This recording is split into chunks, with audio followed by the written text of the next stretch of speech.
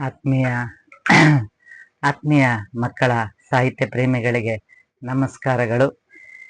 ದಿನಾಂಕ ಏಪ್ರಿಲ್ 26, 2026ರಂದು ಸರಣಿ 29 ಮಕ್ಕಳ ಸಾಹಿತ್ಯ ಪುಸ್ತಕ ಅವಲೋಕನ ಸರಣಿ 39ರಂದು ಇವತ್ತು ತಲುಪಿದ್ದೇವೆ. ನಾನು ನಿಮ್ಮ ಶಂಕರದೇವರು ಹಿರೇಮಠ. ಇವತ್ತು ನಾವು 39ನೇ ಸಾಹಿತ್ಯ ಕೃತಿಯ ಪರಿಚಯವನ್ನ ಮಾಡಿ ತಿಳಿದುಕೊಳ್ಳೋಣ. ಹಿರಿಯ ಮಕ್ಕಳ ಸಾಹಿತಿಗಳಾಗಿರುವಂತ ಶ್ರೀ ಮಂಡಲಗಿರಿ ಪ್ರಸನ್ನ ಸರ್ ಅವರು ಬರೆದಿರುವಂತ ಹಳ್ಳಿ ಆದಿಯ ಹೂವು ಮಕ್ಕಳ ಕಾದಂಬರಿಯ ಕುರಿತಾದಂತ ಇವತ್ತು ಪರಿಚಯವನ್ನ ನಾವು ತಿಳಿದುಕೊಳ್ಳೋಣ.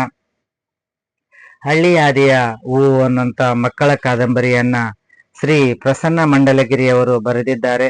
ಈಗಾಗಲೇ ಮಕ್ಕಳ ಸಾಹಿತ್ಯ ಕ್ಷೇತ್ರದಲ್ಲಿ ಹಲವಾರು ಕೃತಿಗಳನ್ನ ರಚಿಸಿರುವಂತ ಮಂಡಲಗಿರಿ ಪ್ರಸನ್ನ ಸರ್ ಅವರು ಕನಸು ಅರಳುವ ಆಸೆ, ಅಮ್ಮ ರೆಕ್ಕೆ ಹಚ್ಚು, ಪದರಗಲ್ಲು, 7 ಮಕ್ಕಳ ನಾಟಕಗಳು ಹಾಗೂ ಮಕ್ಕಳ ಸಾಹಿತ್ಯ ಸಂಪಾದನೆಯನ್ನ ಕರ್ನಾಟಕ ಸಾಹಿತ್ಯ ಅಕಾಡೆಮಿಯಿಂದ ಸಂಪಾದನೆ ಕಾರ್ಯವನ್ನ ಮಾಡಿದ್ದಾರೆ.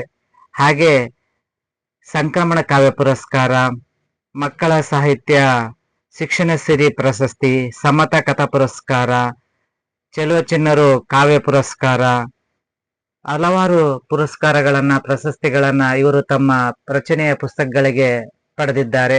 ಹಳ್ಳಿ ಹಾದಿಯ ಹೂವು ಮಕ್ಕಳ ಕಾದಂಬರಿ ಈ ಕುರಿತಾಗಿರುವಂತ ಪರಿಚಯವನ್ನ ಇವತ್ತು ತಿಳಿದುಕೊಳ್ಳೋಣ.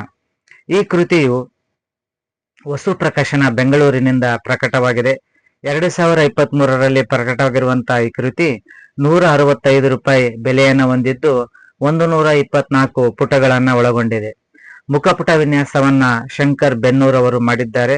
ಒಳಚಿತ್ರಗಳನ್ನ ಎಂ ಸಂಜೀವ್ ಕಲಬುರ್ಗಿ ಅವರು, ಅಕ್ಷರ ಜೋಡಣೆಯನ್ನ ಶ್ರೀಮತಿ ಜ್ಯೋತಿ ಬಿಸಿ ಅವರು.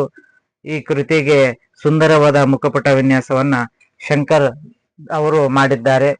ಹಾಗೆ ಆಕರ್ಷಕವಾದಂತ ಒಳಚಿತ್ರಗಳನ್ನು ಸಹ ಈ ಕೃತಿ ಕಾದಂಬರಿ ಒಳಗೊಂಡಿದೆ.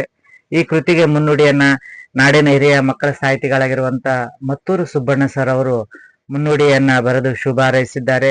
ಹಾಗೆ ಬೆನ್ನುಡಿಯನ್ನ ಮಕ್ಕಳ ಸಾಹಿತಿಗಳಾಗಿರುವಂತ ಶ್ರೀಮತಿ ವಸುವತ್ಸಲೆ ಅವರು ಬೆನ್ನುಡಿಯನ್ನ ಬರೆದು ಶುಭ ಹಾರೈಸಿದ್ದಾರೆ. ಒಟ್ಟು 13 ಅಧ್ಯಾಯಗಳನ್ನ ಈ ಕೃತಿ ಒಳಗೊಂಡಿದೆ. ಇಲ್ಲಿ ಕಾದಂಬರಿಯ ನಾಯಕ ಶ್ಯಾಮ ಸುಂದರ ಅನ್ನುವಂತ ಮಗು ವಿದ್ಯಾರ್ಥಿ ಈ ಕಾದಂಬರಿಯ ಕಥಾವಸ್ತು. ಇದು 60ರ ದಶಕದಲ್ಲಿ ನಡೆಯುವಂತ ಘಟನೆಗಳನ್ನ ಆಧರಿಸಿರುವಂತ ಕಾದಂಬರಿಯಾಗಿದ್ದು, ಎಡದೂರು ಮತ್ತು ಸೋಮಲಾಪುರ ಅನ್ನುವಂತ 2 ಊರುಗಳ ನಡುವೆ ನಡೆಯುವಂತ ಕಥನವನ್ನ ಇದರಲ್ಲಿ ಕಾದಂಬರಿಯಲ್ಲಿ ಕಟ್ಟುವಂತ ಕೆಲಸವನ್ನ ಮಾಡಿದ್ದಾರೆ. ಹಳ್ಳಿ ಆದಿಯ ಹೂವು ಅನ್ನುವಂತ ಈ ಕಾದಂಬರಿಯಲ್ಲಿ ಮಕ್ಕಳು ಓದ್ತಾ ಮಕ್ಕಳಿಗೆ ಇದರಲ್ಲಿ ಹಳ್ಳಿಯ ಚಿತ್ರಣ ಹಾಗೂ ಪರಿಸರದ ಚಿತ್ರಣ ಜೊತೆಗೆ ಮಕ್ಕಳ ಬಾಲ್ಯದಲ್ಲಿ ನಡೆಯುವಂತ ಘಟನೆಗಳನ್ನ ಕುರಿತಾಗಿ ನಾವು ತಿಳಿಬಹುದು. ಲೇಖಕರು ತಮ್ಮ ಬಾಲ್ಯದಲ್ಲಿ ಅನುಭವಿಸಿದಂತಹ ಬಾಲ್ಯವನ್ನ ಮತ್ತೊಮ್ಮೆ ಮಕ್ಕಳ ಕಾದಂಬರಿ ಮೂಲಕ ನಮ್ಮ ಮುಂದೆ ತರುವಂತ ಪ್ರಯತ್ನವನ್ನ ಶ್ರೀ ಮಂಡಲಗಿರಿ ಪ್ರಸನ್ನ ಸರ್ ಅವರು ಈ ಕಾದಂಬರಿಯಲ್ಲಿ ಮಾಡಿದ್ದಾರೆ. ಒಟ್ಟು 13 ಅಧ್ಯಾಯಗಳಲ್ಲಿ ಈ ಕಾದಂಬರಿ ತನ್ನನ್ನು ತಾನು ತೆರೆದುಕೊಳ್ಳುತ್ತಾ ಹೋಗುತ್ತದೆ. ಆ ಮೂಲಕ ನಮ್ಮೆಲ್ಲರ ಬಾಲ್ಯ ಮತ್ತೊಮ್ಮೆ ನಮ್ಮ ಕಣ್ಣ ಮುಂದೆ ಬಂದು ಹೋಗುವಂತ ರೀತಿಯಲ್ಲಿ ಈ ಕಾದಂಬರಿ ಸಾಗುತ್ತಾ ಹೋಗುತ್ತೆ. ಪ್ರೀತಿಯ ಊರುಗಳ ನಡುವೆ ಅನ್ನುವಂತ ಅಧ್ಯಾಯದಲ್ಲಿ ನಾವು ಸರ್ಕಾರಿ ಪ್ರಾಥಮಿಕ ಶಾಲಾ ಶಿಕ್ಷಕರಾಗಿರುವಂತ ಮುಖ್ಯ ಗುರುಗಳಾಗಿರುವಂತ ಕಲ್ಯಾಣಯ್ಯ ಅವರು ಈ ಕಥಾನಾಯಕ ಶ್ಯಾಮನ ತಂದೆಯವರಾಗಿರ್ತಾರೆ. ಆ ಶಾಲೆಯ ಮುಖ್ಯ ಗುರುಗಳು ಆಗಿರುತ್ತಾರೆ. ಹಾಗೆ ಆ ಊರಿನ ಪರಿಸರದ ವರ್ಣನೆಯನ್ನ ನಾವು ನೋಡಬಹುದು. ಎಡದೂರು ಶಾಲೆ ಹತ್ತಿರವಾಗಿರುವಂತ ಮಾವಿನ ಕೆರೆ ನೋಡಲು ಸುಂದರ ಹಾಗೂ ವಿಶಾಲವಾಗಿರುತ್ತೆ. ಅದು ಗುಬ್ಬಿಗಳ ಬೆಟ್ಟವಾಗಿರುತ್ತೆ. ಆಗ ಚಿಕ್ಕ ಚಿಕ್ಕ ಗುಬ್ಬುಗಳ ಗೂಡಿನಿಂದ ಕೂಡಿರುವಂತ ಎಡದೂರು. ಕಾದಂಬರಿಯಲ್ಲಿ ಬರುವಂತ 2 ಊರುಗಳು ಎಡದೂರು ಮತ್ತು ಸೋಮಲಾಪುರ. ಎಡದೂರಿನ ಮನೆಗಳನ್ನ ಬೆಟ್ಟ ಹತ್ತಿ ನೋಡಿದ್ರೆ, ಸೋಮಲಾಪುರದ ಬೆಟ್ಟ ಹತ್ತಿ ನೋಡಿದ್ರೆ ಎಡದೂರಿನ ಮನೆಗಳು ಕಡ್ಡಿ ಪಟ್ಟಣದಂತೆ ಸಣ್ಣ ಸಣ್ಣವಾಗಿ ಕಾಣ್ತಾವ. ಅಷ್ಟು ಎತ್ತರವಾದ ಬೆಟ್ಟವನ್ನ ಹೊಂದಿತ್ತು. ಶ್ಯಾಮನ ಅಜ್ಜಿ ಊರೇ ಸೋಮಲಾಪುರ. ಹಾಗಾಗಿ ಅಜ್ಜಿ ಊರಂದ್ರೆ ಶ್ಯಾಮನಿಗೆ ವಿಪರೀತವಾದಂತ ಪ್ರೀತಿ. ಅಜ್ಜಿ ಊರಿನಾಗಿರಂತ ಹಳ್ಳ, ಊರಿನ ಹೊರೊಳಗದ ಕಂಪಿಲ ಗುಡ್ಡ, ಕೆಂಪು ಮಣ್ಣಿನ ದಿನ್ನೆಗಳ ಸಾಲು, ಸತತವಾಗಿ ಮಳೆ ಬೀಳ್ತಾ ಇದ್ರು, ಕೆಂಪು ನೀರಿನ ಹರಿಯುವಂತ ಕೆಂಪು ನೀರಿನ ಹೊಳೆ, ಹಾಗೆ ಬೆಟ್ಟಗಳೆಲ್ಲ ಕೆಂಪು ಕೆಂಪು, ಸೋಮಲಾಪುರದ ಕೆಂಪು ಮಣ್ಣಿನ ನೆಲ, ಅದು ಮಗುವಿಗೆ ತುಂಬಾ ಇಷ್ಟ ಅಜ್ಜಿ ಮನೆ ಅಂತಂದ್ರೆ. ಹಾಗಾಗಿ ಎಡದೂರಿನ ಅಲ್ಲಿರುವಂತ ಗುಬ್ಬಿ ಬೆಟ್ಟ, ಮಾವು ಕೆರೆ ಬಿಟ್ರೆ ಶಾಮನರಿಗೆ ಇಷ್ಟೊಂದು ಹತ್ತಿರವಾದಂತ ತಾಣ ಯಾವುದಪ್ಪ ಅಂದ್ರೆ ಕೋಟೆ ರಾಯನ ಗುಡಿ ಹತ್ತಿರ ಇರುವಂತ ಎತ್ತರವಾದ ಆಂಜನೇಯ ಸ್ವಾಮಿ ದೇವಸ್ಥಾನ. ಇದು ಲೇಖಕನಿಗೆ ಮಗುವಿಗೆ ಇಷ್ಟ ಆಗುವಂತದ್ದು. ಮಗುವಿಗೆ ಪ್ರತಿಯೊಂದು ಅಧ್ಯಾಯಕ್ಕೂ ಆಕರ್ಷಕವಾದಂತಹ ಚಿತ್ರಗಳನ್ನ ಬಿಡಿಸಿದ್ದಾರೆ. ಚಿತ್ರಗಳನ್ನ ನೋಡಬಹುದು. ಚಿತ್ರದ ಮೂಲಕ ಅಧ್ಯಾಯದಲ್ಲಿರುವಂತ ಸಾರಾಂಶಗಳನ್ನ ನಾವು ತಿಳಿಬಹುದು. ಬೇಸಿಗೆ ರಜೆಕ್ಕೆ ಆಮೇಲೆ ದಸರಾ ರಜೆಕ್ಕೆ ವರ್ಷದಲ್ಲಿ 2 ಸಲ ಶ್ಯಾಮ್ ಸುಂದರ ಅಜ್ಜಿ ಮನೆಗೆ ಹೋಗ್ತಿರ್ತಾನೆ. ಅಜ್ಜಿ ಮನೆಗೆ ಹೋಗ್ಬೇಕಂದ್ರೆ ಅಜ್ಜಿ ಮನೆ ಅಂದ್ರೆ ತಾತ ಅಜ್ಜಿ ಅಂದ್ರೆ ವಿಪರೀತವಾದ ಪ್ರೀತಿ. ಹಾಗೆ ಅದೇ ರೀತಿಯಾಗಿ ಅಜ್ಜಿ ಮನೆ ಅಂದ್ರೂ ಸಹ ಅವನಿಗೆ ಒಂದು ರೀತಿಯ ಸಂತೋಷದ ಗಳಿಗೆ. ಹಾಗಾಗಿ ಅಜ್ಜಿ ಕೊಡ್ತಿರುವಂತ ಗಿನ್ನು, ಆಮೇಲೆ ಸೋಮಲಾಪುರ ಅಂದ್ರೇನೆ ಅವನಿಗೆ ಒಂದು ಸ್ವರ್ಗ. ಹಾಗಾಗಿ ಸೋಮಲಾಪುರಕ್ಕೆ ಹೋಗ್ಬೇಕು ಅನ್ನೋಂಥದ್ದು ಯಾವಾಗ್ಲೂ ಆಸೆ ಇರ್ತತೆ. ಹಾಗೆ ಕಥಾನಾಯಕ ಬಾಲ್ಯದಲ್ಲಿ ಸ್ಫುರದ್ರೂಪಿ ಯುವಕ ಅಂತಂದ್ರೆ ಚಂದ. ಅವನ್ ನೋಡಕ್ಕೂ ಎಷ್ಟು ಚಂದ ಇರ್ತಾನೋ, ಮಾತಾಡೋದನು ಅಷ್ಟೇ ಚೆನ್ನಾಗಿರುತ್ತೆ. ಅವನ ಪೂರ್ಣ ಹೆಸರು ಶ್ಯಾಮ್ ಸುಂದರ. ಈ ಕಾದಂಬರಿಯ ನಾಯಕನ ಪೂರ್ಣ ಹೆಸರು ಶ್ಯಾಮ ಸುಂದರ. ಮತ್ತೆ ನೀಲಮೇಘ ಶ್ಯಾಮ ಅಲ್ಲ ಅಂತ ಹೇಳಿನೂ ಸಹಿತ ಇಲ್ಲಿ ನಾವು ಹಾಸ್ಯವನ್ನು ಕಾದಂಬರಿಯಲ್ಲಿ ಅಲ್ಲಲ್ಲಿ ನಾವು ಹಾಸ್ಯವನ್ನು ಕಾಣಬಹುದು. ಲೇಖಕರು ಹಾಸ್ಯ ಬರಹಗಾರರಾಗಿರುವುದರಿಂದ, ಪ್ರಬಂಧಕಾರರಾಗಿರುವುದರಿಂದ ನಾವು ಅಲ್ಲಲ್ಲಿ ನಾವು ಕಾದಂಬರಿಯಲ್ಲಿ ಹಾಸ್ಯವನ್ನು ಸಹ ಇಣಿಕುವುದನ್ನು ನಾವು ಗಮನಿಸಬಹುದು. ಹಳ್ಳಿಯಲ್ಲಿರುವಂತಹ ಆಕಳು, ಹಾಡು, ದನ, ಕರು, ಈ ಕಾದಂಬರಿಯಲ್ಲಿ ಪ್ರಕೃತಿಯ ವರ್ಣನೆಯನ್ನ, ಹಳ್ಳಿಯ ಪ್ರದೇಶದ ವರ್ಣನೆಯನ್ನ ನಮ್ಮ ಕಣ್ಣು ಮುಂದೆ ಬರುವಂತ ರೀತಿಯಲ್ಲಿ ಬರವಣಿಗೆಯಲ್ಲಿ ನಾವು ಕಾಣಬಹುದು. ಆಮೇಲೆ ಪಾಠದಲ್ಲಿರುವಂತ ಹೋಮ್ವರ್ಕು, ಶಾಲಾ ಪಠ್ಯ ಪುಸ್ತಕಗಳನ್ನ ಇಷ್ಟಪಡುವಂತ ವಿದ್ಯಾರ್ಥಿ ಆಗಿರಲ್ಲ. ಮಾತಾಡೋದು, ಆಟ ಆಡೋದು ತುಂಬಾ ಇಷ್ಟ. ಹೋಮ್ವರ್ಕ್ ಮಾಡೋದಂದ್ರೆ ಬಹಳ ಕಷ್ಟದ ಕೆಲಸ ಆಗಿರುವಂತ ವಿದ್ಯಾರ್ಥಿ ಆಗಿರ್ತಾನೆ ನಮ್ಮ ಶ್ಯಾಮ್ ಸುಂದರನಿಗೆ ಬಹಳ ಹೇಳ್ತಿರ್ತಾನ, ನಾ ಬಹಳ ಚಂದದೀನಿ ಅಂತ. ಇವನ್ ಮಾತ್ ಕೇಳಿ ಕೇಳಿ ಗೆಳೆಯರು, ಆಯ್ತು ಬಿಡಪ್ಪ ಮಾರ, ನೀವು ಬಹಳ ಸುಂದರ ಇದೀನಿ, ನೀನ್ ಬಹಳ ಚಂದ ಇದೀ ಹೇಳಂದ್ಮೇಲೆ ಅವನು ಚಲೋ ಅದಿ ಹೇಳು, ಕೃಷ್ಣನಂಗತಿ ಚಂದ ಇದೀನಿ ನೀನ್ ಅಂತಂದಾಗ ಹೌದೌದು, ಮತ್ತೆ ನಾನು ಕರೆಕ್ಟ್, ನಾನ್ ಸುಂದರಾಗಿದ್ದೀನಿ ಅಂತ ಹೇಳ್ತಿರ್ತಾನೆ. ಅಷ್ಟು ತುಂಟವಾಗಿರುವಂತ ಶ್ಯಾಮ್ ಸುಂದರ. ಅವನಿಗೆ ಗೆಳೆಯರು ಗೌರಿ, ಸುನೀತಾ, ಲಲಿತಾ, ಪ್ರಭಾ, ಉಮಾ, ಜಯ. ಆಮೇಲೆ ಗೆಳೆಯರಲ್ಲಿ ಭೀಮಾನು ಅಂತವನು ದೇಸಾಯಿ ಮನೆ ತಂದ ಒಬ್ಬ ಶ್ರೀಮಂತ ಹುಡುಗ ಇರ್ತಾನೆ. ಅವನು ಇಂಗ್ಲಿಷ್ ಮೀಡಿಯಂ ಶಾಲೆಗೆ ಹೋಗ್ತಿರ್ತಾನೆ. ಇವನು ಶ್ಯಾಮ್ ಸುಂದರ ಕನ್ನಡ ಮೀಡಿಯಂ ಶಾಲೆಗೆ ಹೋಗ್ತಿರ್ತಾನೆ. ಅವನ್ ಇಂಗ್ಲಿಷ್ನಾಗ ಮಾತಾಡಿದ್ರೆ ಇವನಿಗೆ ಏನ್ ಅರ್ಥ ಆಗ್ತಿರಲ್ಲ. ಆದ್ರೂ ಸಹಿತ ಇಬ್ಬರ ನಡುವೆ ಗೆಳೆತನ ಇರ್ತತೆ. ಹುಡುಗರಾಗ ಸೂರಿ, ರಾಮು, ಕಿಟ್ಟಿ, ರಾಘು, ಮನು, ಭೀಮ, ಜಗ್ಗು, ಅನಂತ, ಸೀನಾ, ಚಂದ್ರು ಇವರೆಲ್ಲರೂ ಅವನ ಗೆಳೆಯರಾಗಿರ್ತಾರೆ.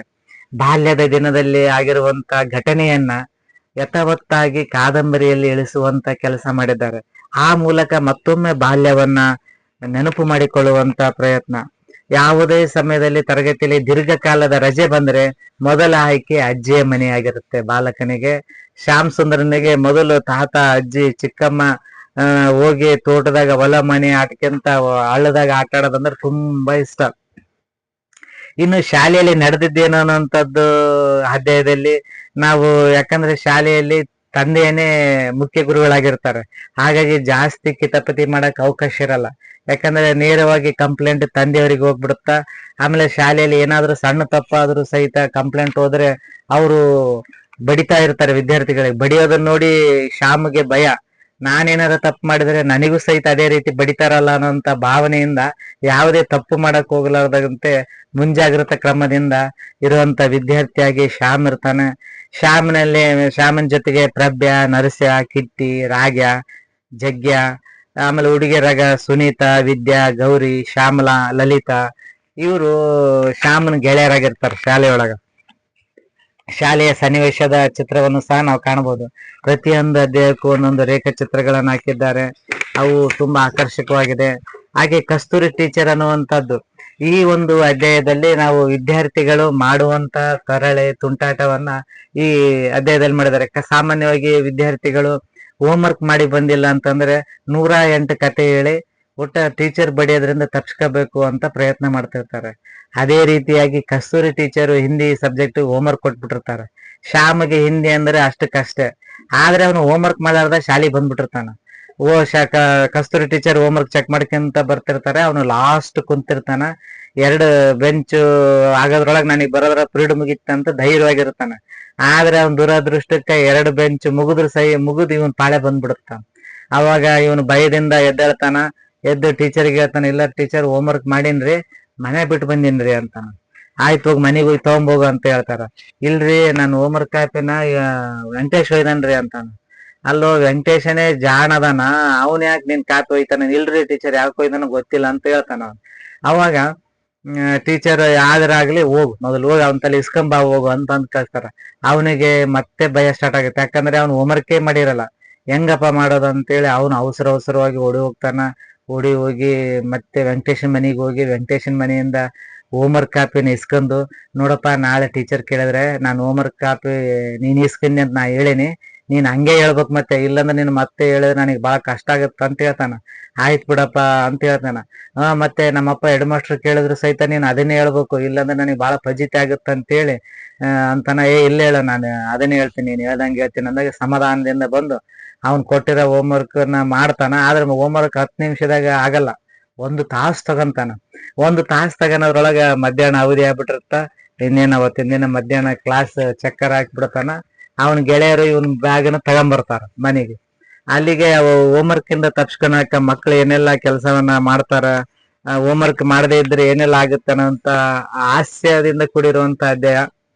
ಹಾಗೆ ಅಜ್ಜಿ ಊರಿನ ಸೊಬಗು. ಮತ್ತೊಮ್ಮೆ ಸೋಮಲಾಪುರ ಅಂದ್ರೆ ಸ್ವರ್ಗ, ದುರ್ಗವೇ ಸ್ವರ್ಗ ಅಂತ ನಾವು ಸಾಮಾನ್ಯವಾಗಿ ಕೇಳ್ತೀವಿ. ಚಿತ್ರದುರ್ಗ ಅಂದ್ರೆ ಭೂಲೋಕದ ಸ್ವರ್ಗ ಅಂತ ಅಂತಾರ. ಅದೇ ರೀತಿ ಇಲ್ಲಿ ಸೋಮಲಾಪುರ ಅಂದ್ರೆ ಶ್ಯಾಮ ಸುಂದರನಿಗೆ ಸ್ವರ್ಗ, ಅಜ್ಜಿ ಊರು. ಅದನ್ನ ವರ್ಣನೆ ಅಜ್ಜಿ ಊರಿನಾಗ ಚಿಕ್ಕಮ್ಮ, ಸೋದರ ಮಾವ, ತಾತ, ಪ್ರೀತಿ, ಹಾಗೂ ಸೋಮಲಾಪುರದಾಗ ಸಿಗ್ತಿರುವಂತ ಬೋರಂಗಿ ಹುಳು, ಆ ಹುಳುವಿಗೆ ದಾರ ಕಟ್ಟಿ ಆಟ ಆಡ್ಸೋಂಥದ್ದು. ನಿಮ್ಮಪ್ಪ ನೀವವ್ವ ಕಾಲ್ ಮುರ್ಕೊಂಡು ಕಟ್ಟಿಗೆ ತರಕ್ ಹೋಗ್ಯಾರ, ಲಗಾವಡಿ ಬೋರಂಗಿ ಅಂದಾಗ ಅದು ಲಗವಡ್ಡಿ ಅಂತದ್ದು. ಆ ಬೋರಂಗಿ ಜೊತೆಗೆ ಆಡೋಂಥದ್ದು, ಹಳ್ಳದಾಗ ಆಟ ಆಡೋಂಥದ್ದು. ಚಿಕ್ಕಮ್ಮನ ಜೋಡಿ ಬಟ್ಟೆ ಹೋಗಿ ಹಳ್ಳಕ್ಕೆ ಹೋಗಿ ಬಟ್ಟೆ ತಿರ್ಬೇಕಾದ್ರೆ ಇವನು ಹಳ್ಳದಾಗ ಆಟ ಆಡೋಂಥದ್ದು. ಎಲ್ಲಾ ಸನ್ನಿವೇಶ, ಶ್ಯಾಮ್ ಸುಂದರ ಮಾಡುವಂತ ತುಂಟಾಟದ ಎಲ್ಲಾ ಪ್ರಸಂಗವನ್ನ ಲೇಖಕರು ಕಾದಂಬರಿಯಲ್ಲಿ ಸೆರೆ ಹಿಡಿಯುವಂತ ಕೆಲಸ ಮಾಡಿದ್ದಾರೆ. ಹಾಗೆ ಆಕಳು ಕರು ಹಾಕಿದ್ದು ಅನ್ನುವಂತ ಅಧ್ಯಾಯದಲ್ಲಿ ಆಕಳು ಒಂದು ಕರು ಹಾಕುವಂತದ್ದು ಭುಜಕ್ಕೆ. ಅವನು ಮತ್ತೆ ಏನ್ ಮಾಡ್ತಾನ, ಒಂದು ರಜೆ ಸಿಕ್ಕರೆ ಸಾಕು ಒಟ್ಟೆ ಅಜ್ಜಿ ಮನೆಗೆ ಹೋಗ್ಬೇಕನ್ನಂತ ಶ್ಯಾಮ್ ಸುಂದರ ಒಂದಿನ ರಜೆ ಇದ್ದಾಗ ಇಲ್ಲ ನಾನು ಹೋಗ್ತೀನಿ ಅಂತೇಳಿ ಮಾವನ್ ಜೊತೆಗೆ ಹೋಗ್ತಾನ. ಹೋದಾಗ ಅಲ್ಲಿ ಏನಾಗುತ್ತೆ, ಆಗಿನ ಕಾಲದಾಗ ಬಸ್ ಇರಲ್ಲ, ಒಂದೇ ಬಸ್ ಇರ್ತ. ಆ ಬಸ್ಗೆ ಹೋಗಿ ಅಲ್ಲಿ ಇಳಿದು ಅಲ್ಲಿಂದ ಹೋಗ್ಬೇಕಾಗಿರುವಂತ ಒಂದು ಪ್ರಸಂಗ. ರಾತ್ರಿ ಊಟ ಮುಗಿಸ್ಕೊಂಡು ಮಲಗ್ತಾನ.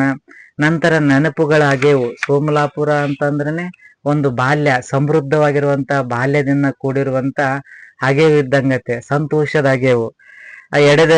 ಎಡದೂರಿನಿಂದ ಬರ್ಬೇಕಾದ್ರೆ ತಾವರಹಳ್ಳಕ್ಕೆ ಒಂದು ಸರ್ಕಾರಿ ಬಸ್ ಇರುತ್ತ. ಅದು ತಾವರಹಳ್ಳ ಬರೋಕೆ ಮೊದಲು ನವಿಲಹಳ್ಳ ಬರುತ್ತ. ಮುಖ್ಯ ರಸ್ತೆಗೆ ಇಳಿದ್ರೆ ಸೋಮಲಾಪುರಕ್ಕೆ 3 ಮೈಲಿ ದಾರಿ. ಅದನ್ನ ಬಸ್ಸು ಎಲ್ಲವೂ ತಾವರಹಳ್ಳಕ್ಕೆ ನಿಂದಿರ್ತಿರ್ತಾವ. ಅಲ್ಲಿಂದ ಎತ್ತಿನ ಬಂಡಿಯಾಗ ಹೋಗುವಂತ ಪ್ರಸಂಗ. ಎತ್ತಿನ ಬಂಡಿ ಇಲ್ಲ ಅಂದಾಗ ಆ ಮಾವನ ಮೇಲೆ ಹೆಗಲ ಮೇಲೆ ಕುಂದಿರ್ಸ್ಕೊಂಡು ಕರ್ಕೊಂಡು ಹೋಗ್ತಾನೆ. ಅದು ಒಂದು ಖುಷಿ. ಮಾವ ಅಂದ್ರೇನೆ ಒಂದು ಖುಷಿ.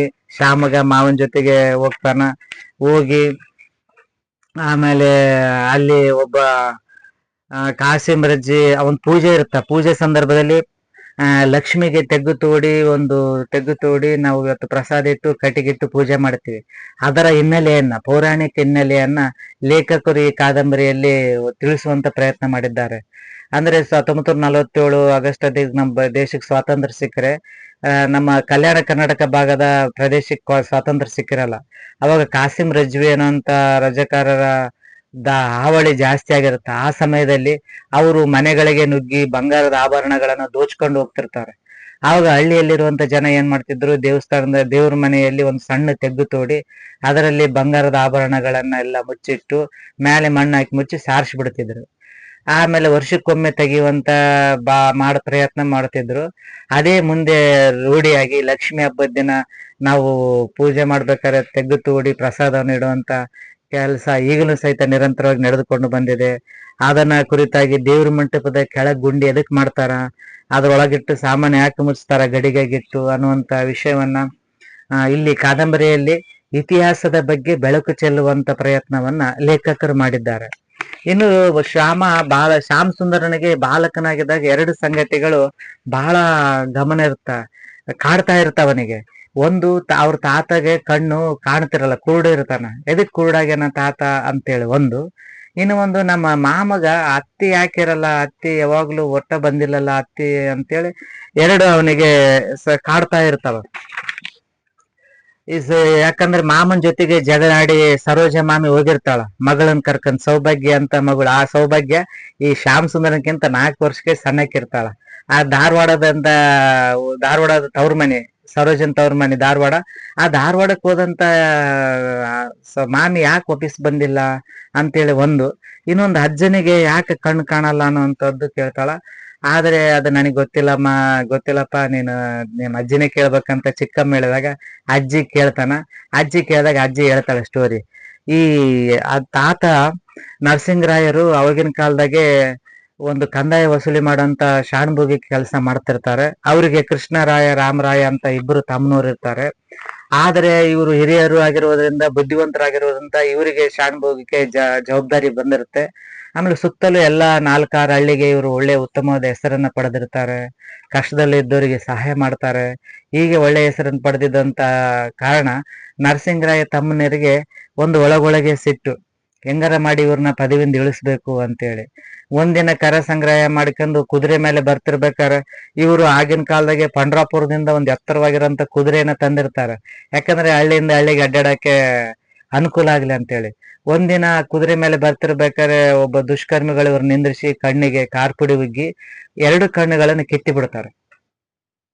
ಒಂದು ಆಸ್ತಿಯ ಮೇಲೆ ಎಷ್ಟು ಮೋಹ ಇರ್ತತೆ ಅಂತ ಈ ಕಾದಂಬರಿಯಲ್ಲಿ ನಾವು ತಿಳಿಬಹುದು. ಒಡ ಹುಟ್ಟಿದ ಅಣ್ಣನ ಕಣ್ಣುಗಳನ್ನೇ ಕೀಲಿಸ್ತಾರೆ ಆಸ್ತಿ ಸಲುವಾಗಿ, ಒಂದು ಪದವಿ ಸಲುವಾಗಿ.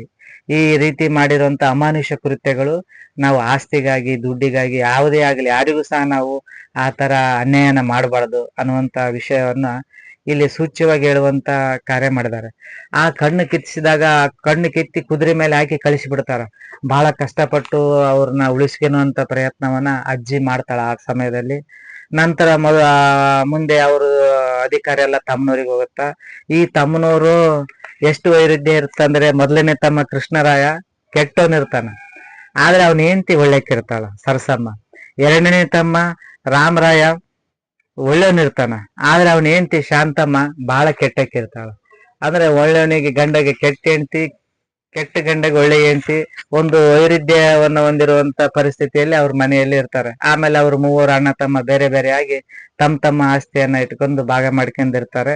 ಇನ್ನು ಹಳ್ಳಿ ಹಾದಿ ಹಳದಿ ಹೂವು ಅನ್ನುವಂತ ಇದರಲ್ಲಿ ಹತ್ತಿ ಕಟಿಗಿ, ಬತ್ತಿ ಕಟಿಗಿ, ಬಾವ್ನೂರ್, ಬಸ್ನೂರ್, ಕೈ ಧೂಳುಗೈ, ಪಂಚಂ, ಪಗಡಂ, ನೆಲ ಮುಟ್ಟಿ, ದಂಡಂ, ಪಾವ್ಸೇರ್, ಅಡಿಕೆ, ಸುಡ್ಕೋ, ಸಕ್ರೆ ಅನ್ನುವಂತ ಇದರಲ್ಲಿ ನಾವು ಗ್ರಾಮೀಣ ಭಾಗದಲ್ಲಿ ಆಟ ಆಡುವಂತ ಆಟಗಳ ಬಗ್ಗೆ, ಆಟಗಳ ಕುರಿತಾಗಿ, ಆಮೇಲೆ ಅವನು ತಮ್ಮ ಸ್ನೇಹಿತನ ಜೊತೆಗೆ ಸೈಕಲ್ ರಿಕ್ಷಾ ತಗೊಂಡು ಸೈಕಲ್ ಆಡಕ್ ಹೋಗ್ಬಿಟ್ಟಿರ್ತಾನೆ. ಸೈಕಲ್ ಆಡುವಂತದ್ದು ಗ್ರಾಮೀಣ ಭಾಗದಲ್ಲಿ ಯಾವೆಲ್ಲ ಆಟಗಳನ್ನ ಆಡ್ತಾರೆ. ಆಮೇಲೆ ಬೆಳೆಯುವಂತ ಹೂಗಳು, ನದಿ, ಇದು ಹಳ್ಳ, ಈ ಎಲ್ಲದನ್ನ ಕುರಿತಾಗಿ ಬಹಳಷ್ಟು ಸೂಕ್ಷ್ಮವಾಗಿ ಮಗುವಿನ ಮನಸ್ಸಿನಿಂದ ದೃಷ್ಟಿಕೋನದಲ್ಲಿ ಕಾದಂಬರಿ ರಚನೆ ಆಗಿದೆ. ಅದೇ ರೀತಿಯಾಗಿ ಅವನೇನ್ ಮಾಡ್ತಾನೆ, 1 ವರ್ಷ ಅಜ್ಜಿ ಊರಾಗ ಓದ್ಬೇಕು ಅಂತೇಳಿ ಅವನ 6ನೇ ಕ್ಲಾಸ್ ಪಾಸ್ ಆದ ನಂತರ 7ನೇ ಕ್ಲಾಸ್ ಅನ್ನ ಅಜ್ಜಿ ಊರ್ನಾಗ ಸೋಮಲಾಪುರದಾಗ ಓದ್ಬೇಕಂತೇಳಿ ಅಜ್ಜಿಗೆ ಮಾವು ಕಲೆ ಬಿದ್ದಾಗ ಅವ್ರು ಏನ್ ಮಾಡ್ತಾರ, ಇವ್ರ ತಂದೆಯವರಿಗೆ ಒಂದು ಲೆಟರ್ ಬರೀತಾರ. ರಾಘಣ್ಣ ಅವರು ಒಂದು ಲೆಟರ್ ಬರೀತಾರ, ಇಲ್ಲ ಮಗನ ನಾವು ಇಲ್ಲೇ ಓದಿಸ್ತೀವಿ 1 ವರ್ಷ, ನಮ್ಮನೆಗೂ ಯಾರು ಹುಡುಗರಿಲ್ಲ, ನಮಗೂ ಬೇಜಾರಾಗತ್ತ ಅಂತೇಳಿ ಲೆಟರ್ ಬರೆದು ಅವ್ರ ಕೂಡ ಒಪ್ಪಿಗೆ ತಗೊಂಡು ಸೋಮಲಾಪುರಕ್ಕೆ ಬರ್ತಾನ. ಆದ್ರೆ ಸೋಮಲಾಪುರದಾಗ ಒಂದು ವಿಚಿತ್ರ ಏನಪ್ಪಾ ಅಂದ್ರೆ, ಅವ್ರ ಊರ ಒಳಗೆ ಒಂದು ಸುಸಜ್ಜಿತವಾದ ಸರ್ಕಾರಿ ಶಾಲೆ ಕಟ್ಟಡ ಇರುತ್ತ. ಇಲ್ಲಿ ಕಟ್ಟಡ ಇರಲ್ಲ, ದೇವ್ರ ಗುಡಿ ಒಳಗೆ ಶಾಲೆ ಇರುತ್ತ. ಆಗಿನ ಸಂದರ್ಭದಲ್ಲಿರುವಂತಹ ಶಾಲಾ ವಾತಾವರಣವನ್ನ ಕಟ್ಟುವಂತ ಪ್ರಯತ್ನ ಮಾಡ್ತಾರೆ. ಅವಾಗ ಶಾಲೆಗೆ ಸೇರಿದಾಗ ಅವ್ರ ಮಾವ ಹೋಗಿ ಕಟ್ಟಿಗೆ ಚೌಕಟ್ಟಿನ ಒಂದು ಕಪ್ಪು ಕಲರ್ ಪಾಟಿ, ಒಂದು ಪಟ್ನ ಬಳಪ, ಆಮೇಲೆ ಪಾಟಿ ಇಡಕ್ ಒಂದು ಹೊಸ ಚೀಲ ತಗೊಂಡ್ಬರ್ತಾನೆ. ಇದೇ ಅವಾಗಿನ ಕಾಲದಾಗ ಸ್ಕೂಲ್ ಬ್ಯಾಗ್. ಅವಾಗ ಇವ್ರು ಚಿಕ್ಕಮ್ಮ ಅವನಿಗೆ ತಲೆ ಎಣ್ಣೆಗೆ ಹಚ್ಚಿ ಸ್ನಾನ ಮಾಡಿಸಿ ರೆಡಿಯಾಗಿ ಅಂಗಿ ಚಡ್ಡಿ ಹಾಕಿ ಶಾಲೆಗೆ ಕಳಿಸ್ತಾರ. ಶಾಲೆಗೆ ಬಂದು ನೋಡಿದ್ರೆ ದೇವ್ರ ಗುಡಿನೇ ಶಾಲೆ. ಆಮೇಲೆ ಎಲ್ಲಾ ಏಕೋಪಾಧ್ಯಾಯ ಶಾಲೆ, ಒಬ್ಬ ಶಿಕ್ಷಕರೇ ಎಲ್ಲಾ ವಿಷಯಗಳನ್ನ ಎಲ್ಲಾ ತರಗತಿಯನ್ನ ತೆಗೆದುಕೊಂಡು ಅನ್ನುವಂಥದ್ದು. ಎಡದೂರಿನಲ್ಲಿರುವಂತ ಭವ್ಯವಾದ ಕಟ್ಟಡ, ಸೋಮಲಾಪುರದಾಗ ಕಟ್ಟಡ ಇರಲಾರ್ದಂತ ಶಾಲೆ. ಇವೆರಡು ಅವನಿಗೆ ಆಶ್ಚರ್ಯ ಆಗುತ್ತ ಕಥಾನಾಯಕ ಆಗಿರುವಂತ ಶ್ಯಾಮಿಗೆ.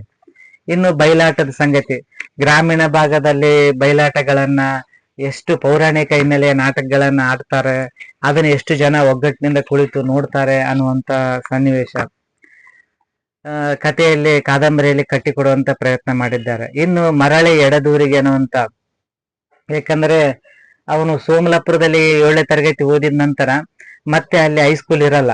ಅವಾಗ ಅವನು ಮತ್ತೆ ಎಡದೂರಿಗೆ ಬರ್ಬೇಕಾಗತ್ತೆ. ಹೈಸ್ಕೂಲಿಗೆ ಬಂದು ಮತ್ತೆ ಅವನು ತನ್ನ ಉಳಿದ ಗೆಳೆಯರನ್ನ ಜೊತೆಗೆ ಸೇರ್ಕೊಂಡು ಬಿಡುವಿಲ್ದಂಗತ್ತೆ ಕೆಲಸವನ್ನ ಮಾಡ್ತಿರ್ತಾನೆ.